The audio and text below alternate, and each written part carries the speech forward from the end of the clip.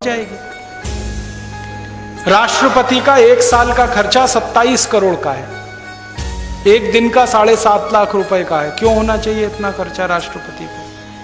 प्रधानमंत्री का खर्चा 1 साल का 25 करोड़ का है। उप प्रधानमंत्री का अगर पोस्ट हो जाए तो 22 करोड़ का है। सारे मंत्रियों का 850 करोड़ का है। मुख्यमंत्री और राज्यपालों का मिला दिया जाए तो 77,000 करोड़ का है। और सारे के सारे कर्मचारियों का और पब्लिक सेक्टर और सबका इकट्ठा जोड़ दिया जाए तो 3.25 लाख करोड़ का है। ये खर्चा इतना क्यों होना चाहिए? जब आपके सबसे गरीब आदमी को एक दिन में 20 रुपए नहीं है खर्च करने को, और राष्ट्रपति पर एक दिन में 7.5 लाख रुपए खर्च हो, इससे बड़ा अपराध क्या होगा? क्राइम क्या होगा? क्यों होना चाहिए इतना खर्चा?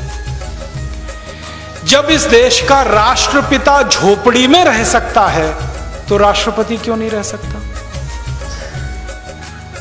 इस देश के लोगों की उंगली पकड़कर आजादी दिलाने वाला महात्मा गांधी, मोहनदास करमचंद गांधी अगर झोपड़ी में रहकर आजादी दिला देता है तो आजादी के बाद के नेता झोपड़ियों में क्यों नहीं रह सकते?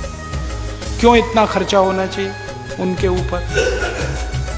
और हमारा ये कहना है कि हमारे बच्चे अगर म्युनिसिपैलिटी के स्कूलों में पढ़ सकते हैं तो नेताओं के बच्चे क्यों नहीं पढ़ने चाहिए म्युनिसिपैलिटी के स्कूलों में? उनके बच्चे अमेरिका और यूरोप में क्यों जाने चाहिए? हमारा इलाज अगर सरकारी अस्पतालों में होता है तो मंत्रियों का इलाज क्यों नहीं होना चाहिए सरकारी अस्पतालों में? वो क्यों एम्स में भर्ती होते हैं? उनके कोई विशेष अधिकार हैं? इसलिए ना हम तो विशेष अधिकार खत्म करना चाहते हैं। आप दुनिया के तमाम देशों में जाओ, फ्रांस में जाओ, जर्मनी में जाओ, डेनमार्क में, स्वीडन में, कहीं भी चले जाओ, शाम को 5 बजे के बाद उस देश के राष्ट्रपति आपको सब्जी खरीदते हुए, अपना थैला लटकाते हुए दुकानों में दिखाई दे जाएंगे। राष्ट्रपति और प्रधानमंत्री भारत में क्यों नहीं हो सकता? साधारण आदमी की तरह जिंदगी क्यों नहीं बिता सकते? उनको जेट सिक्योरिटी क्यों चाहिए? वो कहते हैं जी इनको मरने का डर है। तो मरने का डर है तो राजनीति में क्यों आए? घर में बैठो। अगर इतना रिस्क नहीं ले सकते तो किसने कहा था पॉलिटिक्स में आने के लिए? घर बैठो ना, अपना धंधा करो, बिजनेस करो।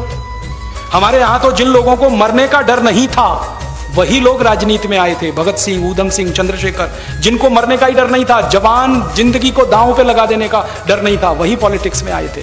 तो आजादी के बाद मरने का डर क्या है? सिक्योरिटी पर इतना खर्चा क्यों? और मेरा एक ही कहना है कि अगर इन नेताओं ने किसी का कुछ बिगाड़ा नहीं तो इनको चिंता क्या मरने की? कोई मारेगा क्यों? और अगर इन्होंने बिगाड़ा ही बिगाड़ा है तो इनको क्यों नहीं मार देना चाहिए? क्यों जिंदा रखना?